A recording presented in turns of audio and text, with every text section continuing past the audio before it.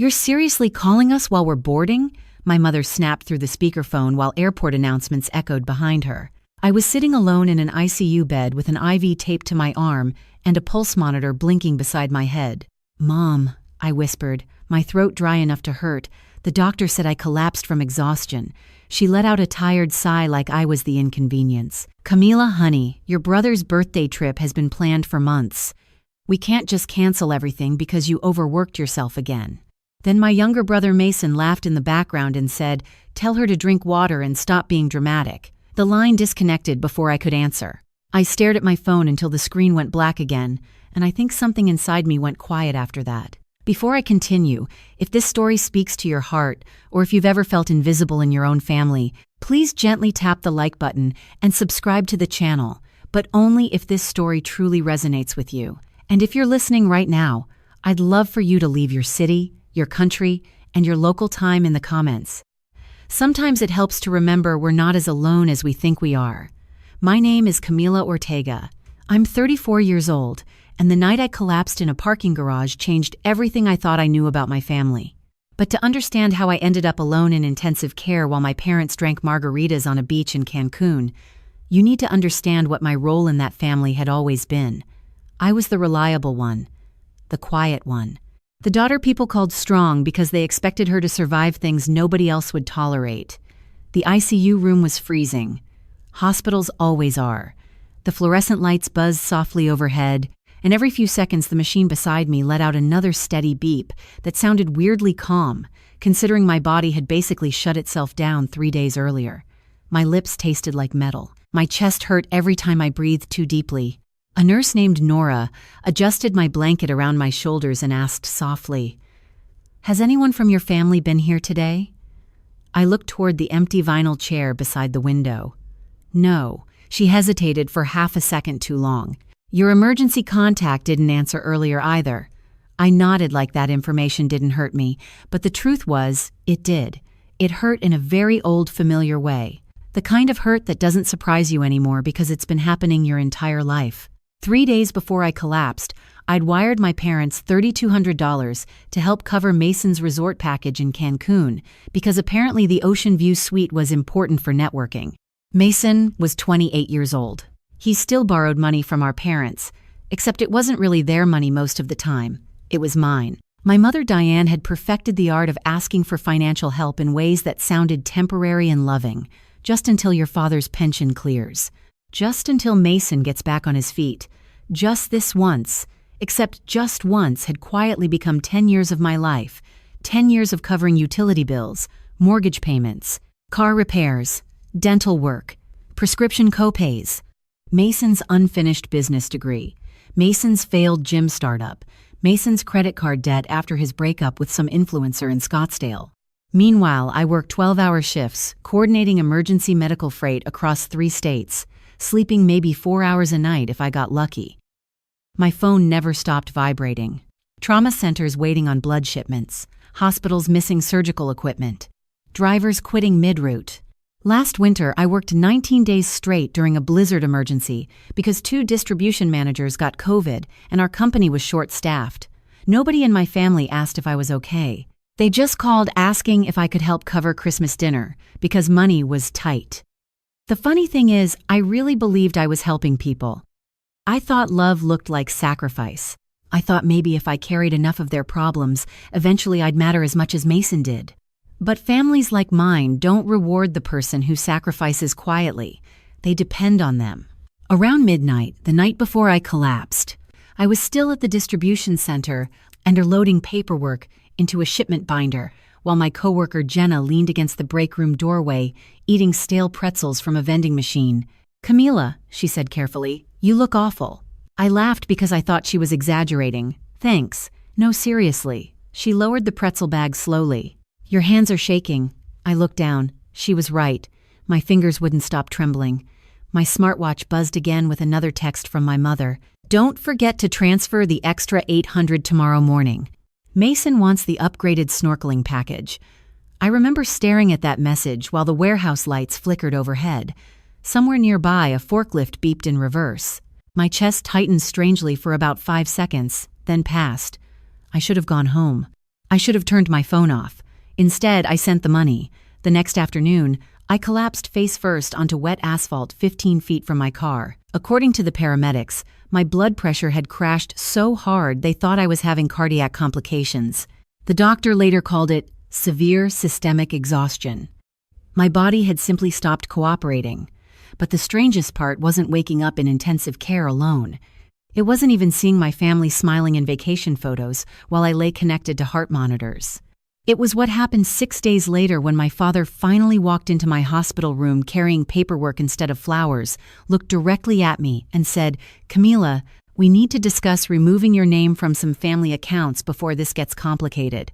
Because right behind him, standing silently near the nurse's station, Nora was holding a folder against her chest with an expression that told me she had just discovered something my family had spent years trying to keep hidden. When I was 8 years old, my mother gave Mason the bigger bedroom because, according to her, boys need more space. I remember standing in the hallway holding a cardboard box filled with my books while Mason bounced on the bed that used to be mine, pretending not to notice I was crying. My father Richard walked past carrying a toolbox and said, "Come on, Camila, it is not a big deal." But it always was. The small things were what stayed with me. The little rearrangements that slowly taught me exactly where I stood in that family. Mason got new sneakers every school year, still smelling like fresh rubber from the mall. I got his old backpack with the zipper that stuck halfway open. On Christmas mornings, my parents sat close together on the couch drinking coffee, while Mason tore through piles of wrapped gifts so tall they covered half the living room floor. Then my mother would hand me one carefully folded sweater or a bookstore gift card and smile warmly like fairness had been achieved. "You are easier to shop for," she always said. I learned early that being low maintenance made adults comfortable. By 13, I was packing my own lunches, helping pay utility bills with babysitting money, and reminding my father to take his blood pressure medication before school. Mason was 11 and still leaving wet towels on the bathroom floor while my mother laughed and called him her little hurricane. One summer afternoon, I came home from my cashier job at a grocery store and found my college savings jar gone from my closet shelf. It had almost $900 inside. I remember my stomach dropping when I saw the empty space. "Mom?" I asked from the kitchen doorway. "Did you move my jar?" She did not even look up from slicing tomatoes. "Your brother needed help with baseball camp registration." I stared at her. That was my money. She sighed like I was exhausting her. "Camila, families help each other." Then she added the sentence I heard constantly growing up. "You are the strong one. Mason is sensitive." Sensitive. Mason crashed 2 cars before he turned 23. Mason quit 3 jobs in 1 year because his managers did not respect his creativity. Mason borrowed money like breathing oxygen. But somehow I was always the one expected to absorb the consequences because I could handle it. My father was quieter about it, which almost hurt more. He rarely defended me directly, but he also never stopped any of it. He would sit at the dining table after dinner reading sports articles on his tablet, while my mother explained why Mason needed another chance. "He is figuring his life out," she would say. And my father would nod slowly without lifting his eyes from the screen. Meanwhile, I worked 2 jobs through community college and transferred to Arizona State on scholarships and overnight warehouse shifts. I used to call home during my lunch breaks because some stubborn part of me still wanted them to sound proud. I got promoted to shift coordinator. I told my mother once while sitting in my car eating crackers from a vending machine. There was silence for 2 seconds before she answered, "That is wonderful, sweetheart. Oh, before I forget, your brother's rent is short again this month." It was like every accomplishment in my life immediately turned into another opportunity to give more away. The older I got, the more invisible it became. My family stopped asking if I could help. They simply assumed I would. 3 years ago, when my father needed minor surgery after slipping on ice outside the garage, I took unpaid leave from work to drive him to physical therapy appointments twice a week. Mason visited once. 23 minutes. I know because he spent 15 of them scrolling through sports betting apps on his phone before announcing he had dinner plans. After he left, my father looked at the closed hospital door and quietly said, "Your brother just has a different personality." I remember tightening my grip around the coffee cup so hard the lid bent inward. "And what exactly is my personality?" I asked. My father looked uncomfortable immediately. "You know what I mean." No, I did not. Or maybe I finally did. My role was not daughter. It was infrastructure. I was the thing holding everyone else upright, while they spent years pretending that was normal. Around my late 20s, I started noticing how often my mother referred to me in practical terms instead of emotional ones. Camila handles things. Camila is responsible. Camila does not need much. She talked about me like I was an appliance that had never broken down before, so nobody checked whether it was overheating. The truth is, I spent years convincing myself their behavior came from stress, money problems, generational trauma, anything except the possibility that I simply mattered less. Because accepting that possibility felt unbearable. The week before I collapsed, my mother called while I was stuck in traffic outside Phoenix Medical Distribution during monsoon rain. Windshield wipers slapped back and forth while semi-truck headlights blurred through water. "Mason found this incredible resort package," she said excitedly. "It is all-inclusive.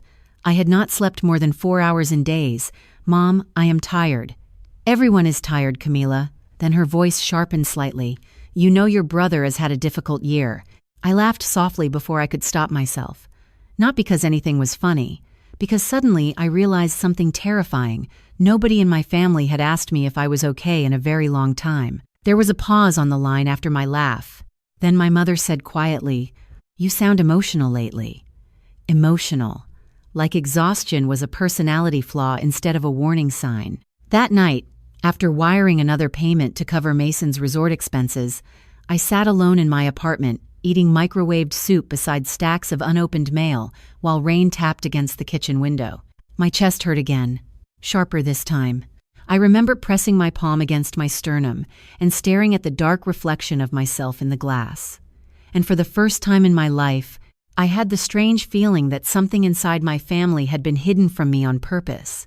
The first time I realized my life was starting to move in a different direction than my family expected was the morning I got promoted to Regional Operations Coordinator at Desert Valley Medical Logistics.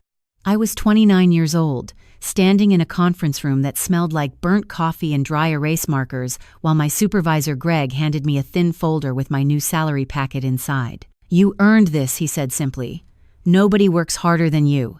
I remember staring down at the numbers on the paper because for a few seconds they did not feel real. It was the first time in my life I thought, maybe I could finally breathe a little.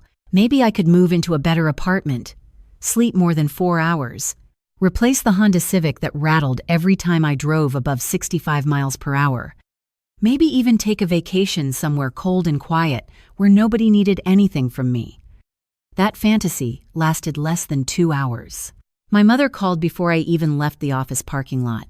"Your father's truck transmission went out," she said without asking how my meeting went. "The repair shop says it will be at least $2,800. I sat in my car with the Arizona heat pressing against the windshield like a heavy hand. "Mom, I just got promoted today." "That is wonderful, sweetheart." Her tone stayed distracted. "So you can help, right?" I closed my eyes. Outside, a delivery driver pushed a cart of oxygen tanks across the loading dock while forklifts beeped in the distance. I have not even gotten my first paycheck yet. Families support each other, Camila. There it was again. The sentence that followed me through my entire adult life, like a chain wrapped in velvet. I transferred the money that night. A week later, Mason posted photos online from a rooftop bar in Scottsdale wearing sunglasses that probably cost more than my monthly electric bill. My mother commented underneath with heart emojis and, "So proud of my handsome boy." She never commented on my posts. Not when I got promoted. Not when my company recognized me for handling emergency hurricane reroutes during the Texas floods. Not even when I worked 36 hours straight coordinating trauma supply deliveries after a freeway pileup outside Tucson. But somehow, she always found time to repost Mason's gym selfies. Around that same time, people at work started noticing me in ways that made my family visibly uncomfortable. Greg began including me in executive meetings because I could solve problems faster than managers twice my age. Doctors from partner hospitals started asking for me directly during emergencies. One Friday afternoon, after I rerouted a delayed surgical shipment through Albuquerque during a weather shutdown, the company vice president shook my hand in front of the entire operations floor and said, "You just saved 3 procedures tonight." Everyone clapped. I remember standing there embarrassed while fluorescent lights reflected off the polished warehouse floor. It was probably the proudest moment of my career up to that point. I made the mistake of mentioning it during Sunday dinner at my parents' house. Mason was scrolling on his phone at the table while my mother spooned mashed potatoes onto everyone's plates. "The vice president thanked me personally," I said quietly. "They are talking about moving me into a national coordination role." My father nodded once without looking up from his steak. "That is nice." But Mason suddenly laughed under his breath. "So basically you answer more emails now?" My mother smiled tightly. "Your sister likes feeling important." The room went strangely quiet after that. I looked down at my plate. Dry turkey. Canned green beans. The same chipped ceramic dishes we had used since I was 12 years old. "I work hard," I said carefully. Mason shrugged. "Nobody said you do not." Then he leaned back in his chair and added, "You just act like your job is saving the world." I still remember the sound of my mother's fork lightly tapping her plate because she was trying not to smile. My father said nothing. That silence hurt worse than the comment itself. A few months later, Mason announced he was launching another business idea, this one involving luxury vacation rentals and social media branding. He needed investors. Or in reality, he needed me. "It is actually a huge opportunity," he explained while pacing around my apartment living room eating takeout I had paid for. "I just need startup capital." "How much?" I asked quietly. $20,000. I almost laughed because I thought he was joking. He was not. "I do not have $20,000 sitting around." Mason rolled his eyes dramatically. "You literally just got promoted. That does not mean I am rich." "You always say that." His voice sharpened suddenly. "You act broke while sitting on all this money." All this money. My apartment had mismatched furniture from clearance sales and an air conditioner that barely worked in July. I drove a 10-year-old car with fading paint on the hood. But to my family, stability looked like wealth because they had spent years depending on it. My mother stepped in 2 days later with her usual softer approach. "Your brother finally feels hopeful about something," she told me over the phone. "You know how fragile his confidence can be." Fragile. Another word only used for Mason. Never for me. That night I sat at my kitchen table staring at spreadsheets from work while rain tapped softly against the windows. My chest tightened again, that same strange pressure I had started feeling more often lately. My phone buzzed with another message from my mother. "Please do not embarrass your brother by saying no in front of your father tomorrow." I read the text 3 times before setting the phone face down beside my laptop. And for the first time in years, something cold and unfamiliar started settling into the center of my stomach, because deep down I had the terrible feeling that my family was no longer just taking advantage of me. They were starting to resent me, too. The next Sunday dinner felt strange before I even walked through the front door. The house smelled like garlic bread and lemon cleaner, but underneath that familiar smell was something tighter, quieter. My mother Diane had lit candles in the dining room even though it was 92 degrees outside, and Mason was unusually cheerful in the way people get when they already know how a conversation is supposed to end. "There she is," he said when I walked in carrying a grocery bag full of food I had paid for myself, "our family hero." My father chuckled softly from his recliner without looking away from the baseball game on television. I stood in the kitchen setting down containers of pasta salad while my mother wiped invisible crumbs off the counter. "You did not have to bring all this," she said automatically. But she was already opening the containers before I answered. During dinner, Mason dominated the conversation like always. He talked about luxury rental properties, branding strategies, networking opportunities in Scottsdale. Half the words sounded copied from podcasts. My father nodded along like he was listening to a future millionaire instead of a 28-year-old who still borrowed gas money. Then Mason leaned back in his chair and finally said it. "I found the perfect property." My mother smiled immediately. Tell them, not tell me." Like the decision had already been made before I arrived, Mason pulled out his phone and slid it across the table toward my father. 4-bedroom vacation property near Tempe. Short-term rental approved. If I move fast, I can lock it down before the market jumps again. My father whistled softly at the photos. This could really become something. I kept eating quietly for a few seconds before asking the obvious question. "How are you planning to buy it?" Mason looked directly at me. "With help." There it was. My mother folded her napkin carefully into her lap. "Camila, this could change your brother's future." I stared at all 3 of them. "You want me to buy Mason a house?" Not buy, my mother corrected gently. Invest. I laughed once because the word sounded ridiculous in that kitchen, with peeling cabinet paint and water stains near the ceiling vent. How much are we talking about? Mason answered casually like he was discussing dinner plans. $40,000 for the down payment. My fork stopped halfway to my mouth. $40,000? You have savings. His tone sharpened slightly. You act like you are struggling, but you always have money when emergencies happen. I could actually feel my exhaustion pressing against the back of my eyes, because I work nonstop. My father finally muted the television and looked at me properly for the first time all evening. Nobody is attacking you. It feels like you are. Silence settled over the table. I could hear the ceiling fan clicking overhead. My mother sighed softly. Camila, families build each other up. Do families also pay their own bills eventually? The second I said it, the room changed. Mason pushed his chair back hard enough for the legs to scrape the tile. There it is, he snapped. You always keep score. I am not keeping score. Yes, you are. His face flushed red. You throw money around so everyone owes you something. I stared at him because the accusation felt so backwards I could barely process it. I have spent years helping this family. Mason laughed bitterly. You mean controlling? My mother jumped in immediately. Mason, calm down. But she was looking at me when she said it. Not him. Always me. My father rubbed his forehead slowly like he was exhausted by both of us equally. Camila, he said carefully, your brother just wants support. I supported him through college. That was different. I paid his rent last year. He was struggling. I paid your medical bills. My voice cracked slightly on the last sentence despite trying to stay calm. Nobody answered.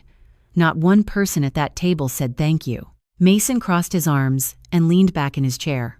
You make everything transactional. That sentence hit harder than I expected, because for one terrible second I realized he genuinely believed it. They all did. Somewhere along the way, the story inside this family had quietly shifted.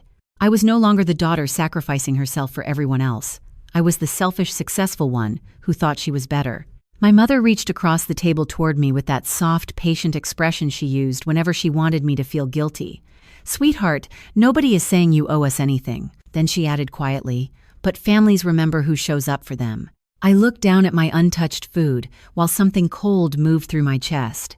Because suddenly I understood what was happening. The pressure, the guilt, the endless emergencies. It was not temporary anymore. It was expected, permanent. They had built their entire lives around the assumption that I would always sacrifice myself before disappointing them. And the moment I hesitated, they started rewriting me into the villain. After dinner, I stood alone in the kitchen, rinsing plates, while voices drifted in from the living room. Mason thought I could not hear him over the running water. She has changed, he muttered. Ever since that promotion, she acts like she is too good for everybody. My mother answered softly, but not softly enough. Success changes people. I froze with my hands submerged in warm dishwater. Success changes people, not exhaustion. Not years of carrying everyone financially. Not burnout so severe my chest physically hurt at night. No. In their minds, my problem was becoming difficult to control. A few minutes later, my phone buzzed in my pocket. It was a fraud alert from my bank, asking me to verify a charge attempt for $6,400 from a luxury resort in Cancun, Mexico. My stomach dropped instantly. Because there was only one person in my family who still had access to my old emergency credit card information. And in that exact moment, standing alone at my parents' sink, with soap bubbles sliding slowly down my wrists, I realized something inside this family had already collapsed long before my body finally did. The fraud alert stayed on my screen the entire drive home like something radioactive. $6,400. Cancun Vista Resort and Spa. Pending authorization. I sat in my apartment parking lot with the engine still running while heat from the dashboard pressed against my hands. My phone buzzed again almost immediately. Mom calling. I stared at it for 3 full rings before answering. Why is someone trying to charge my card in Cancun? Silence. Not shocked silence. Caught silence. Then my mother exhaled softly. Camila, your brother said he already talked to you. I laughed once under my breath, because the lie was so smooth it almost impressed me. No, he did not. It is temporary, she said quickly. The resort accidentally froze his debit card during check-in. So, your solution was to use my emergency credit account without asking me? Please lower your voice. That sentence almost broke something in me. Not because she sounded angry, because she sounded embarrassed for herself, not sorry for me. I pressed my forehead against the steering wheel for a second. Mom, that card was supposed to be for emergencies. This is an emergency. No, I whispered. It is a vacation. Another pause. Then her voice hardened slightly in the way it always did when guilt stopped working. I do not know why you are being so dramatic lately. Dramatic, emotional, difficult. Every time I stopped silently absorbing damage, a new word appeared. You had no right to use my account. Everything does not have to become a fight, Camila. In the background, I could hear ocean waves and distant music from the resort bar. Mason laughed at something far away from the phone speaker. I sat there listening to the sound of my family relaxing on a beach while my chest physically hurt from stress. I need you to reverse the charge tonight. My mother lowered her voice immediately. We already checked in. I do not care. Your father would be humiliated if there is a problem at the hotel. I closed my eyes because somehow, unbelievably, protecting my father from embarrassment still ranked higher than protecting me from financial abuse. Then maybe Dad should pay for his own vacation. The line went completely silent after that. When my mother finally spoke again, her voice sounded cold in a way I had never heard before. You are starting to sound selfish. She hung up before I could answer. I sat in the dark parking lot long after the call ended, while my air conditioner rattled weakly through dusty vents. The next morning there was already a group text waiting for me from Mason. Mom is really upset. You did not have to attack her like that. Underneath it, my father had added one sentence. Family should not keep score. I stared at those words while standing in line at a gas station buying coffee before work. The fluorescent lights overhead buzzed faintly. Someone behind me scratched lottery tickets against the counter. Normal life continued around me, while my entire body felt strangely disconnected from itself. I typed 3 different responses and deleted all of them. Around lunchtime, I finally sent a long message to my father instead. I explained everything carefully. The money, the exhaustion, the stress, the fraud alert. I even apologized for sounding emotional on the phone because part of me still believed if I communicated perfectly enough, maybe they would finally understand. His reply came 4 hours later. Your mother has done everything for this family. Do not disrespect her over money. That was it. Nothing about my health. Nothing about using my account without permission. Just loyalty redirected upward like always. I tried Mason next. You need to pay me back, I said quietly when he answered. Loud music blasted through the phone. Seriously? He snapped immediately. You are ruining this trip for everybody. You charge thousands of dollars to my account because you have money. That is not the point. That is exactly the point. His voice sharpened. You act like we are stealing from you when we are family. I stood alone beside the employee vending machines at work while nurses rushed through hallways nearby, carrying clipboards and coffee cups. Family asks permission. Mason laughed bitterly.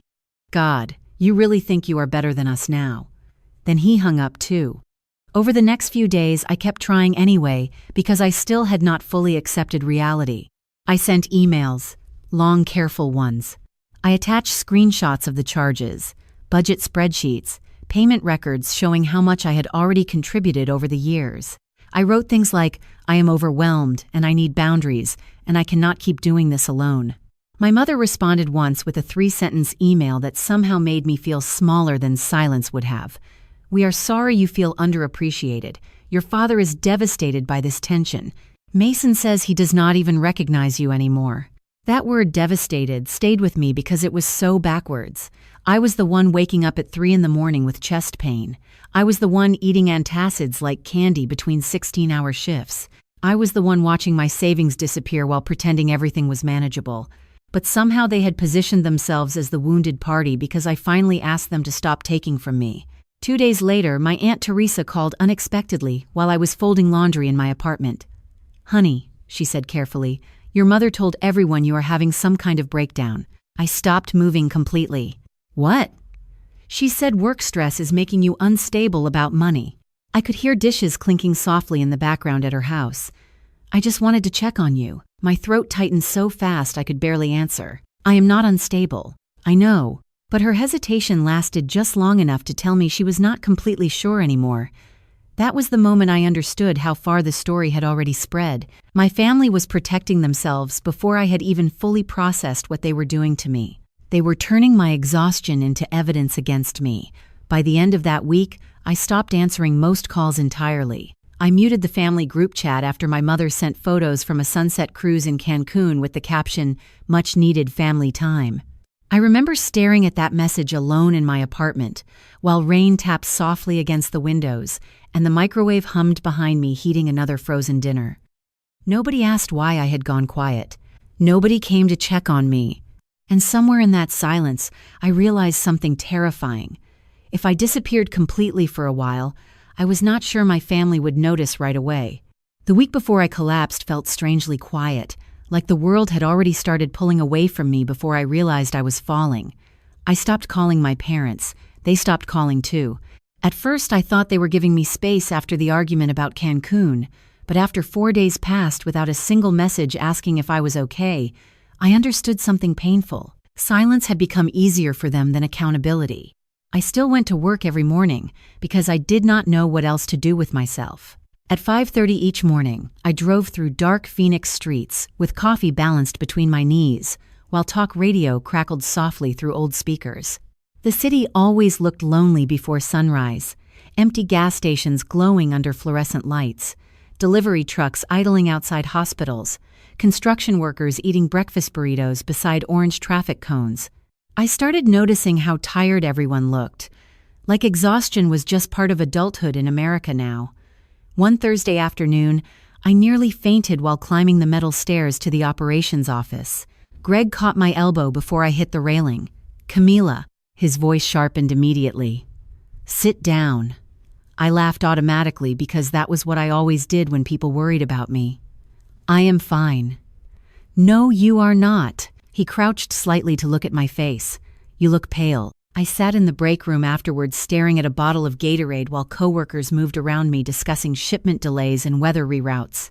My hands would not stop trembling.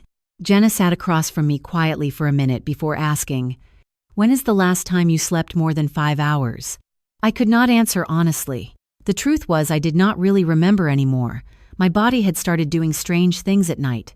Sharp chest pressure, sudden dizziness when I stood up too fast, random moments where my vision blurred slightly around the edges.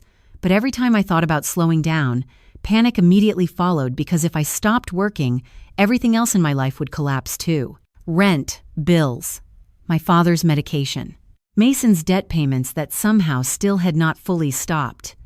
I had built my entire existence around being useful. Without that, I did not know who I was. That Friday night I came home after a 14-hour shift and found a handwritten note taped to my apartment door from my downstairs neighbor, Mrs. Chen. It said, "Your smoke detector has been chirping all day. I hope you are okay, dear." I stood there, staring at the note while the hallway light flickered softly overhead. Somebody in my building noticed I was struggling more than my own family did. Inside the apartment, the chirping beep echoed every 40 seconds from the ceiling above the kitchen. I was too exhausted to replace the battery. I heated canned soup in the microwave and sat at the counter eating in silence, while the detector kept chirping overhead like a tiny mechanical reminder that something needed attention before it failed completely. Around midnight, my phone buzzed with a text from my mother for the first time in nearly a week. I felt stupidly hopeful when I saw her name. Then I opened the message. "Did you ever fix the issue with the resort payment? Mason said the charge is still showing on your account." I stared at the words until they blurred slightly. Not "how are you feeling?" Not "are you alive?" Just the payment. I typed back slowly. "Mom, I have been having chest pain for days." 3 dots appeared instantly on the screen, then disappeared, then reappeared. Finally, her response came through. "You really need to manage stress better." I set the phone face down on the counter and suddenly realized I could not remember the last genuine comforting thing my mother had ever said to me. Not advice, not guilt, not instructions, actual comfort. The next morning, I overslept for work because my body simply stopped responding to alarms. I woke up disoriented on the couch with sunlight burning through the blinds and 23 missed calls from dispatch. When I stood up too fast, the room tilted sharply sideways. I grabbed the kitchen counter to steady myself while nausea rolled through my stomach. For a few terrifying seconds, I honestly thought I might pass out alone in that apartment and nobody would know until Monday. I called my father that afternoon without fully understanding why. Maybe some childish part of me still believed parents eventually become parents again when things get serious enough. He answered on the third ring. "Hey kiddo." Baseball commentary played softly in the background. "Dad," I said quietly, "I do not think I am doing very well." Silence for a second. Then he sighed tiredly. "Your mother told me you have been emotional lately. Emotional, even now." "I am exhausted all the time." "Everybody is tired, Camila." "Dad, I think something is wrong with me." Another pause. Then his voice softened slightly in that uncomfortable way people speak when they want a difficult conversation to end quickly.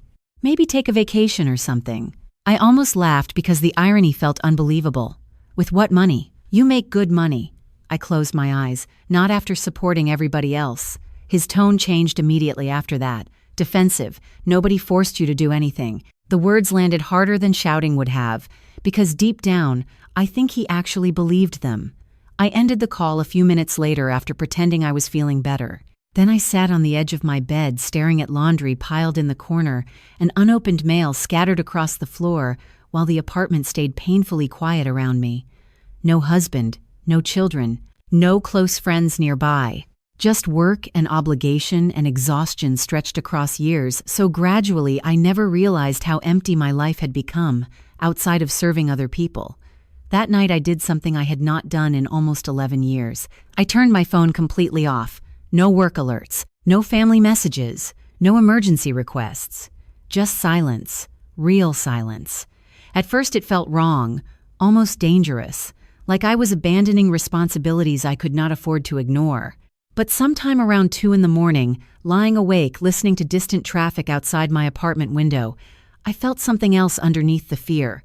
Something small, fragile, a quiet thought I had never allowed myself to consider before. Maybe the reason I was collapsing was because nobody in my life had ever taught me that I was allowed to stop. The Monday after I turned my phone off was the first morning in years that began without panic. No vibrating notifications beside my bed. No missed calls from my mother asking for money before sunrise. No emergency messages from Mason disguised as casual conversation. Just sunlight slipping quietly through the blinds and the low hum of my refrigerator in the kitchen. It felt unfamiliar at first, almost wrong. I sat at the edge of my bed staring at my silent phone for a long time before finally turning it back on. 37 unread messages appeared immediately. 22 were work-related. 11 were from my family. 4 were automated bank alerts. Not one asked how I was feeling. The first message from my mother read, "Call your brother." The second said, "We need to discuss the Cancun payment." The third arrived at 2:13 in the morning. "I do not understand why you are shutting us out." I stared at the screen, then muted the entire conversation thread without replying. That tiny action felt bigger than it should have. Like moving one loose brick and suddenly realizing the whole wall might eventually come down. At work, I started saying no to extra shifts for the first time in my career. The first time Greg asked if I could stay overnight to manage a delayed blood plasma reroute through Flagstaff, I actually hesitated instead of automatically agreeing. "Camila?" he asked carefully across the operations desk. "You okay?" I looked around the warehouse floor. Fluorescent lights, rolling carts, drivers signing manifests with tired faces.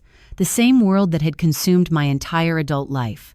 "I can stay 4 hours, I said finally. "Not 16. Greg blinked once like he was recalculating who I was. Then he nodded slowly. "4 is enough." That sentence stayed with me the rest of the night. 4 is enough. Nobody had ever said something like that to me before. My entire identity had always been built around giving more than enough. More money, more time, more patience, more sacrifice.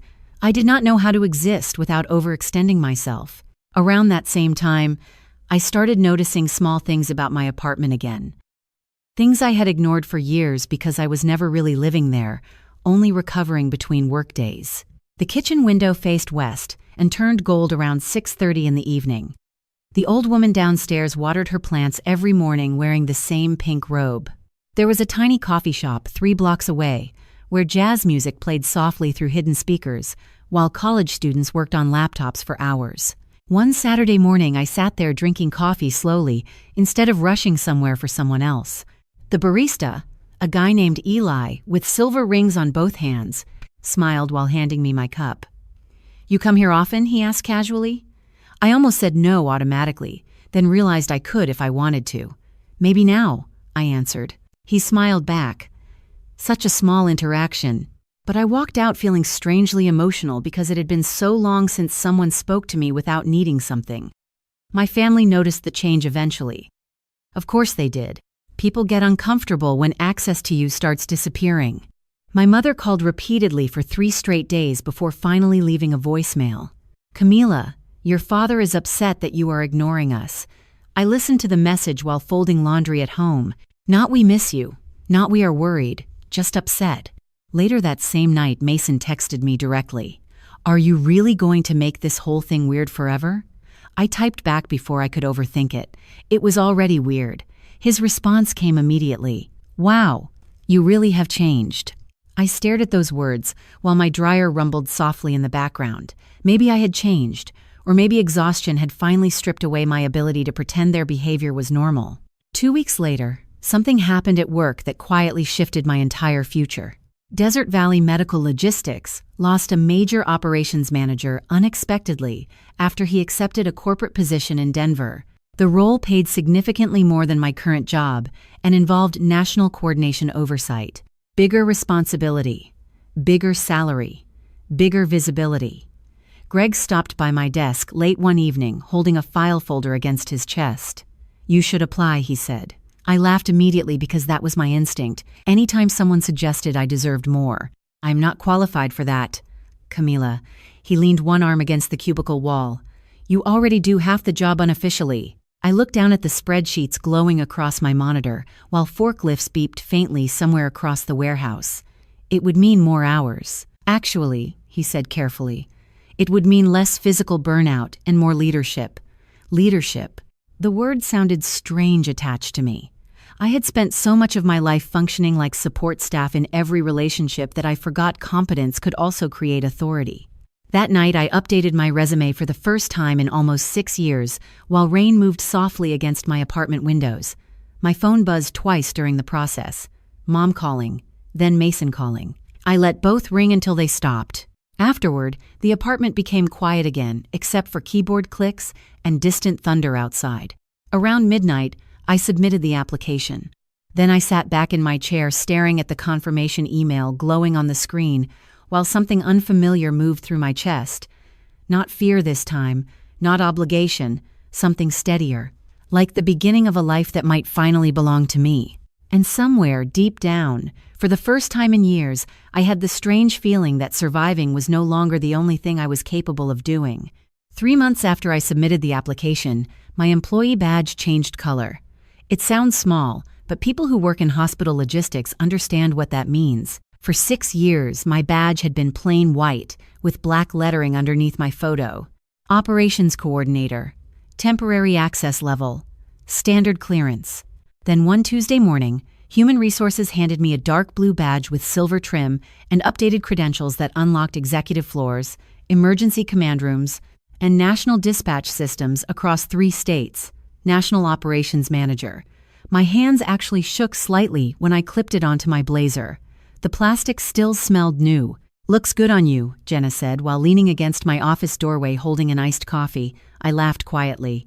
"I still feel like somebody is going to realize they made a mistake." "Camila," she said flatly, "you have basically been running this place for years." The new position changed everything about my daily life almost immediately. I moved out of the loud, cramped apartment near the interstate and rented a quiet 1-bedroom condo 15 minutes from work with large windows and hardwood floors that creaked softly in the mornings. I bought a newer car with functioning air conditioning and seats that did not smell like old coffee anymore. The first time I drove it to work before sunrise, soft jazz playing through clean speakers, while the desert sky turned pale orange over Phoenix, I had the strange feeling of meeting myself for the first time. At work, people started standing up straighter when I entered rooms. Drivers asked for my approval before rerouting shipments. Hospital administrators introduced me during conference calls with words like critical asset and leadership oversight.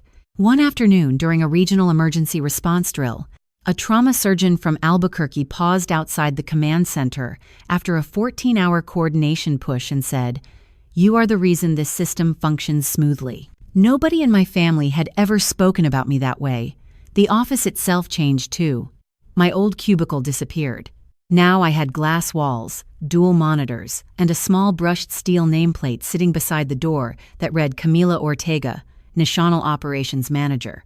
The first week, I kept glancing at it every time I walked inside because some part of me still could not fully believe it belonged to me. One Friday evening, Greg stopped outside my office carrying 2 takeout containers from a taco place nearby. "Celebratory dinner," he announced. We ate while watching freight trucks move slowly across the loading yard below us under floodlights. "You know," he said casually between bites, "you are different lately." I looked over carefully. "Different, how?" He shrugged. "Quieter, but lighter somehow." I smiled faintly because he was right. The strange thing about finally stepping away from constant emotional chaos is how much energy suddenly becomes available for your actual life. I started sleeping 6 hours consistently. Then 7. My chest pain became less frequent. I stopped jumping every time my phone vibrated. My mother still texted occasionally, but the messages felt different now. Smaller somehow. Less powerful. One afternoon she sent, "Your father says congratulations on the promotion." That was the entire message. No exclamation point, no warmth, just information delivered like a receipt. I replied politely, "Thank you." Then nothing else. A year earlier I would have chased the conversation desperately hoping for connection. Now I simply returned to work. Mason reacted differently. He started calling more often after hearing about my promotion through relatives. "You must be making serious money now," he joked during one conversation. I sat in my office chair reviewing emergency route maps while rain streaked across the windows outside. "I am doing fine." "You still mad about the Cancun thing?" I stayed quiet for a second too long. "I am not mad anymore." "Good," he said quickly, "because I have this new investment opportunity." I almost smiled at the predictability of it. "No." Silence. Then his voice sharpened immediately. "You did not even hear the idea." I still said no. Another silence. He sounded genuinely confused when he finally asked, "Who even are you lately?" After the call ended, I stared out through the glass walls of my office while dispatch radios crackled softly across the operations floor. Who even are you lately? The truth was, I was finally becoming someone outside of survival mode. Someone whose entire value did not come from fixing everybody else's crises. A few weeks later, the company flew me to Denver for a national emergency logistics conference. It was my first business trip that did not feel like panic.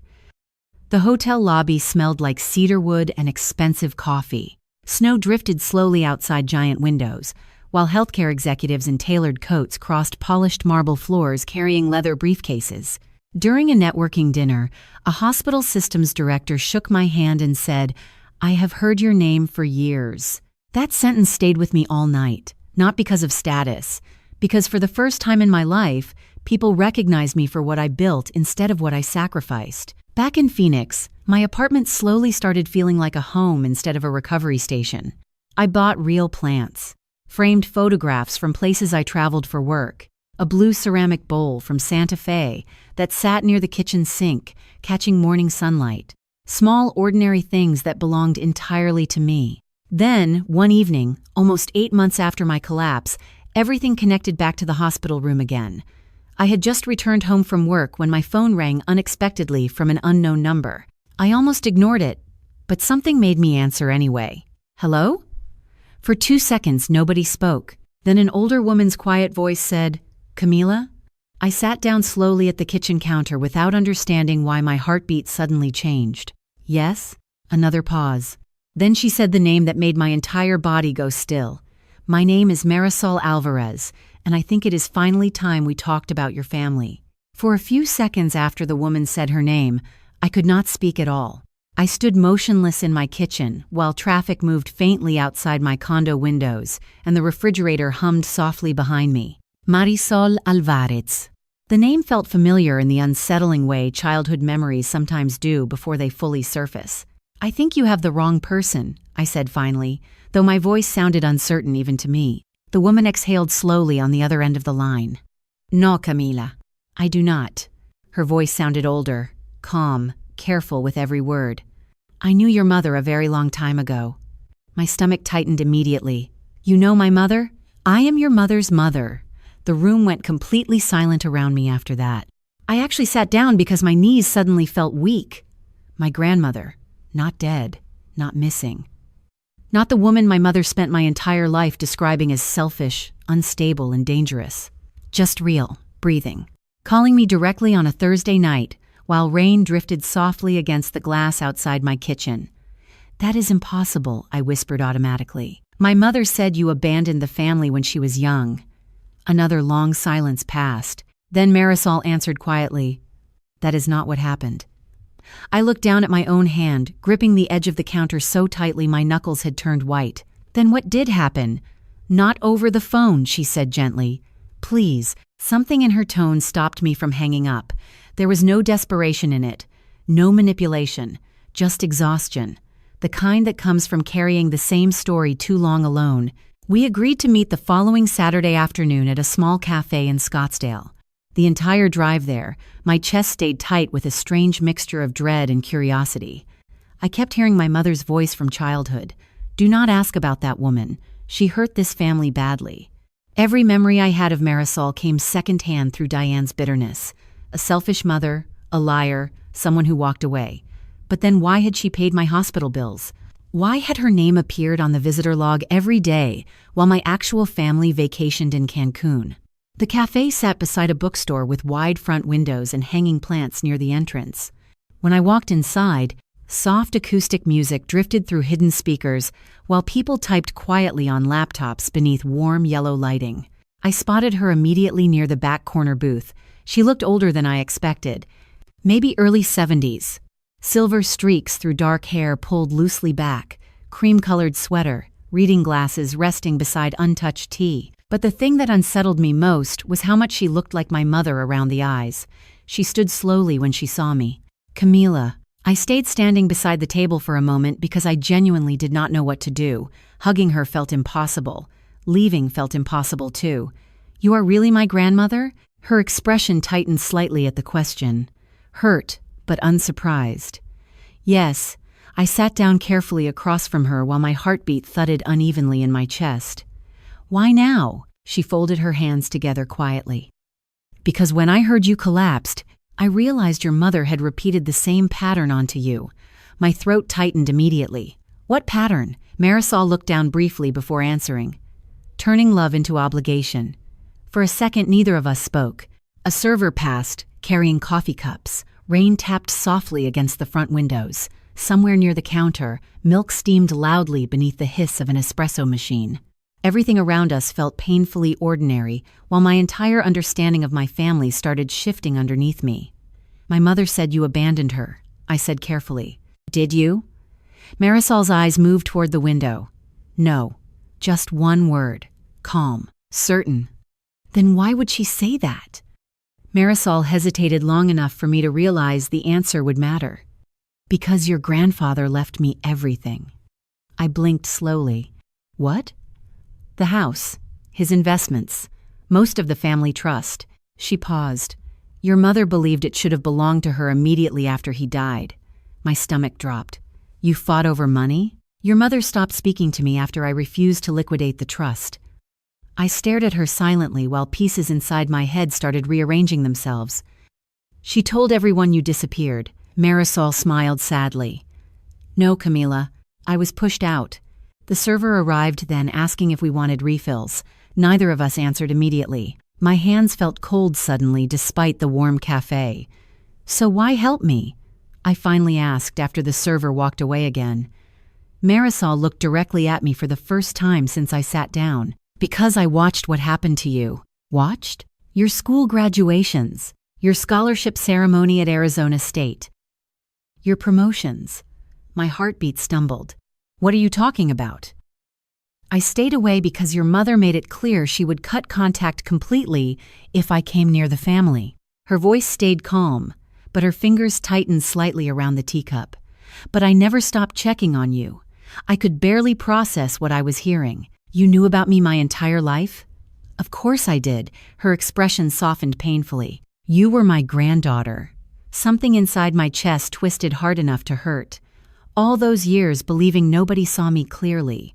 All those years thinking love only existed through sacrifice. "The hospital bills," I whispered. Marisol nodded once. "I paid them." "Why?" She looked genuinely confused by the question. "Because you were alone." That sentence almost broke me. I looked down immediately because my eyes had started burning unexpectedly. Marisol reached slowly into her purse, then paused for a second before sliding a thick, cream-colored envelope across the table toward me. "There are things your mother never told you," she said quietly. "And before you decide what to do next, I think you deserve to see the truth for yourself." I stared at the envelope between us while my pulse pounded hard enough to hear. Then I noticed the handwriting on the front. My name, written in my grandfather's handwriting from nearly 20 years ago. I did not open the envelope at the cafe. I could not. My hands were shaking too badly by then, and some instinct deep inside me knew that once I read whatever was inside, nothing about my family would ever feel the same again. Marisol seemed to understand that. She did not pressure me. She only said softly, "Read it when you are alone." Then she reached into her purse one final time and handed me a folded business card. A lawyer's name, Estate and Trust Management. "If you have questions afterward," she said carefully, "he already knows who you are." I drove home through Scottsdale in complete silence. The sun was setting behind the mountains, turning everything gold and copper through the windshield, but I barely noticed any of it. The envelope sat on the passenger seat beside me the entire drive like something alive. When I finally reached my condo, I left my shoes by the door, loosened my blazer, and stood in the kitchen for nearly 10 full minutes just staring at it. My name was written across the front in dark blue ink, Camila Elena Ortega. The handwriting looked steady, familiar somehow. I opened it slowly. Inside was a letter dated 19 years earlier, along with copies of legal trust documents and several bank statements. I sat at the kitchen counter while the refrigerator hummed quietly behind me and read every word twice because my brain struggled to absorb what I was seeing. The letter was from my grandfather. He wrote about me as if he already knew exactly who I would become someday. Strong-hearted, responsible, too willing to carry other people. He explained that after his death, a protected educational and financial trust had been established in my name through Marisol, because he feared Diane would eventually try to control any money connected to the family. My chest tightened harder with every paragraph. Then I reached the final page. According to the documents, the trust had quietly paid portions of my college tuition, emergency housing costs after my first apartment fire at 23, and now my hospital bills after the collapse, all anonymously. My entire adult life, someone had been protecting me without asking for anything in return. I sat there until nearly midnight with tears drying silently against my face before I finally picked up my phone and called my mother. She answered immediately. "Camila?" Her voice sounded cautious. "Where have you been?" I stared at the city lights outside my windows. "I met Marisol today." Silence, total silence. Then I heard her inhale sharply. "What?" she called me. That woman had no right. Her voice changed instantly, sharp and frightened beneath the anger. "You need to stay away from her." "Why?" "Because she manipulates people." I looked down at the trust documents spread across my kitchen counter. "Did she manipulate my hospital bills too?" Another silence. Longer this time. "Camila," my mother said carefully, "you do not understand the history here." "Then explain it." "It is complicated." "No," I said quietly. "I think it is actually very simple." I could hear movement in the background, cabinet doors opening and closing hard. My father's muffled voice asking what was happening. "Your grandmother destroyed this family." Diane snapped suddenly. "She turned your grandfather against me. The trust was for me, because she poisoned him against his own daughter." I closed my eyes slowly, because even now, listening carefully, I realized something important. My mother never sounded hurt when talking about Marisol. She sounded angry. Angry in the way people sound when they lost something they believed belonged to them. "Did you tell me she abandoned us because of money?" My mother's breathing changed. "Do not twist this around." "Did you? You have no idea what she put me through." "Mom," my voice stayed calm somehow. "Did you lie?" She did not answer directly. Instead, she said something else. After everything your father and I sacrificed for you, I cannot believe you are choosing her side. That sentence settled into me quietly, because it finally revealed everything. Not concern, not love, ownership. My entire life, sacrifice in this family had always moved in one direction, and the moment I stepped outside that role, they treated it like betrayal. I am not choosing sides, I said softly. I'm trying to understand why nobody ever told me the truth. My father came onto the line a second later. Kiddo, he said quickly, your mother is upset. I almost laughed from exhaustion. Somehow, even now, the emotional center of every crisis remained Diane. Did you know about the trust? I asked him. He hesitated too long. Richard. My mother hissed somewhere in the background. That was the moment I knew. You both knew. My father lowered his voice immediately. Camila, it was complicated legally. How long? Silence again. Then finally, quietly, since your grandfather passed. I looked around my beautiful, quiet condo, the promotion, the apartment, the rebuilt life. I suddenly understood why my family had become more hostile the stronger I became. They were losing control of the version of me that depended entirely on their approval. You let me believe I was alone, I whispered. My mother grabbed the phone back immediately. Do not make yourself a victim. The sentence hit with almost physical force because I realized she truly believed it. Even now, even after the lies, even after the money, even after watching me collapse under years of pressure they helped create. I need some time, I said quietly. Camila, wait. But I had already ended the call. A minute later, my phone started ringing again. Then text messages. Then voicemails. My mother. My father. Mason. I ignored all of them while sitting motionless at the kitchen counter under soft yellow light. Around 1 a.m, another message arrived from Mason. What did Grandma tell you? I stared at the screen for a long time before finally replying with only one sentence. Enough to understand why everybody panicked when I stopped needing you. The next week felt strangely calm on the surface, which somehow made everything underneath more painful. My family stopped pretending nothing had happened. The messages changed tone almost immediately after I confronted them about the trust, less guilt, more panic. My mother called 4 times before 8 a.m. the following Monday. I did not answer. Then came the texts. Your father cannot sleep. We need to talk like adults. Please stop overreacting. I read them while standing in my office kitchen, pouring coffee into a paper cup beneath bright fluorescent lights. Around me, dispatch radios crackled softly, and freight schedules rolled across wall monitors in glowing columns. The world kept moving.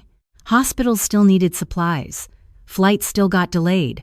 Storm systems still disrupted routes across New Mexico. And somehow that steadiness made my family drama feel smaller than it used to. Not less painful, just less powerful. Around noon, Mason showed up at my office unexpectedly. I saw him through the glass walls before reception even called upstairs. He looked uncomfortable standing in the lobby wearing expensive sneakers and a wrinkled button-down shirt like he had dressed quickly after realizing this conversation mattered. Jenna leaned into my office doorway quietly. Your brother is here. I stared through the glass at him for a second before answering. Send him up. When Mason stepped into my office, his eyes moved immediately to the nameplate on my desk, then to the city maps glowing across my monitors, then to the blue executive badge clipped neatly beside my blazer. I watched him realizing, piece by piece, that my life had continued growing while he was still imagining me as the exhausted older sister he could pressure emotionally whenever needed. Wow, he muttered awkwardly. This is nice. I stayed seated. What do you need? He shifted slightly. Can we not do that? Do what? Talk like strangers. I folded my hands calmly across the desk. That depends on why you came. For a second, he looked almost offended by my tone. Then his expression tightened. Mom is freaking out. I noticed. You should not have contacted Marisol behind her back. I almost smiled at the wording. Behind her back, like I was still a child, needing permission to speak to my own grandmother. She contacted me. Mason exhaled sharply. Camila, you do not understand how manipulative she is. Interesting. I leaned back slightly in my chair. Because from where I am sitting, she paid my hospital bills while you were posting beach photos in Cancun. His face flushed immediately. That is not fair. No, I said quietly. None of this has been fair. Silence settled heavily between us. Outside my office window, forklifts moved slowly across the loading yard under white afternoon sunlight. Mason rubbed the back of his neck nervously. "Look," he muttered finally, "Mom just does not want the family ripped apart." I stared at him for several seconds before answering. The family was already broken. I was just the last person forced to admit it. He looked down after that. Really looked down. For the first time in years, he did not have another clever response ready. "You have changed," he said quietly. I nodded once. I had to. He left a few minutes later without hugging me, without apologizing either. But as he reached the office door, he stopped and glanced back once. "Dad did not know Mom was using your emergency account for Cancun." I stayed completely still. "What?" Mason swallowed hard. "She told him you approved it already." Then he walked out before I could respond. That conversation stayed with me the entire evening. Not because it excused my father, it did not, but because it revealed how deeply normalized dishonesty had become inside my family. Everyone protected the system first. Truth came second. 2 days later, my mother appeared at my condo unannounced just after sunset. I opened the door and found her standing there holding a grocery bag full of homemade food like we were about to pretend the last decade had not happened. "I made enchiladas," she said softly. I looked at the bag, then at her. "You should have called first." Hurt flickered briefly across her face before disappearing behind practiced patience. "Can I come in?" I hesitated long enough for both of us to feel it. Then I stepped aside. She walked slowly through my condo, looking around quietly while setting the food on the kitchen counter. I could almost see her noticing all the details she had ignored for years. The framed conference certificates, the leather work bag near the dining table, the travel itinerary pinned beside the refrigerator, evidence of a life she no longer understood completely. "This place is beautiful," she said finally. "Thank you." She turned toward me slowly. "You seem happier here." The sentence sounded genuine enough to hurt. "I am calmer." My mother nodded once before sitting carefully at the counter stool. "Camila, families go through difficult seasons." I leaned against the opposite counter with my arms folded loosely. Using my money without permission was not a season. She looked down immediately. "I made mistakes." It was the closest thing to accountability I had ever heard from her. But something still felt incomplete. Careful. "Why did you lie about Marisol?" Her shoulders stiffened instantly. There it was again, fear beneath the anger. "Because she always judged me." "That is not what I asked." My mother stared down at her hands for several long seconds. "After your grandfather died, I thought the trust should come directly to me. Instead it went to her. To manage," she corrected quickly. "Not own." I stayed quiet. Finally she looked up at me with tired eyes. "You have to understand, Camila. I spent my whole life feeling second to her." The irony hit so hard I almost laughed. My mother had repeated the exact wound she claimed destroyed her, passed it downward like inheritance. "And now?" I asked softly. "How do you think I felt growing up?" She opened her mouth immediately, then stopped. Truly stopped. For the first time in my entire life, my mother looked at me without already having an answer prepared. The silence between us stretched quietly through the condo while city lights glowed outside the windows. Eventually she whispered, "I do not know." And somehow that hurt more than every lie I said him, because part of me realized she was finally telling the truth. Life did not transform overnight after that conversation with my mother. There was no dramatic reconciliation, no perfect apology scene where everyone suddenly understood the damage they caused. Real life rarely works that way. Healing, at least for me, arrived quietly, in pieces, in boundaries that felt uncomfortable at first and peaceful later. 6 months after everything came apart, my mornings looked completely different. I woke up before sunrise most days in my quiet condo with the windows cracked slightly open to let in cool desert air. I made coffee slowly instead of drinking it while driving to another crisis. Sometimes I sat on the balcony wrapped in a sweater, watching the sky turn soft shades of orange over Phoenix, while the city slowly woke beneath me. For years, silence used to feel lonely. Now it felt safe. My relationship with my family became smaller after the truth surfaced. Not cruel, not explosive, just honest for the first time. I stopped sending emergency money every month. I removed my name from shared accounts. I stopped answering guilt disguised as obligation. At first, my mother fought every boundary I set. "Families are supposed to help each other," she said during one phone call. I remember standing in my kitchen holding a coffee mug while evening rain tapped softly against the windows. "I did help," I answered calmly, "for years." Silence filled the line after that. Then she whispered something so quietly I almost missed it. "I did not realize how much pressure you were carrying." I believed she meant it, but I also understood something important by then. Someone recognizing your pain does not erase the years you spent surviving it alone. My father changed in quieter ways. He started calling occasionally just to ask about work or tell me random stories about neighbors fixing fences or baseball games he watched on television. The conversations stayed awkward sometimes, but less performative than before. One afternoon he said softly, "You know, I should have stepped in more." I stood beside my office window, looking down at freight trucks moving through the loading yard below. "Yes," I answered honestly. He exhaled slowly on the other end of the line. "I know." It was not a perfect apology, but it was the first truthful thing he had ever said about our family. Mason took the longest to accept the changes. People who are used to unlimited access often confuse boundaries with punishment. For months, he still texted me the same way he always had. Casual requests, investment ideas, financial emergencies wrapped in jokes. But eventually, after enough unanswered messages and enough calm refusals, something shifted. He stopped asking for money. Then one day he surprised me completely. He invited me to lunch without needing anything at all. We sat outside a small Mexican restaurant while traffic moved slowly past us under dry Arizona heat.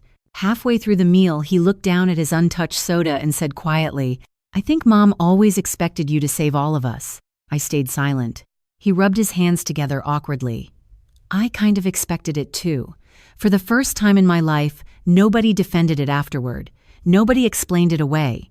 We just let the truth sit there between us. And honestly, that mattered more than dramatic forgiveness ever could. My relationship with Marisol became one of the gentlest surprises of my entire life. We started having Sunday breakfast together twice a month at a little cafe near Scottsdale where the waitress already knew our orders. She told me stories about my grandfather teaching her to dance in the kitchen while old jazz records played. Stories about my mother before anger hardened parts of her. Stories about myself as a little girl she secretly watched from a distance at school concerts because she was afraid Diane would take legal action if she approached me directly. The first time she admitted that, I cried quietly into my coffee because I realized how many years all of us had lost to pride and silence and unhealed wounds passed down like inheritance.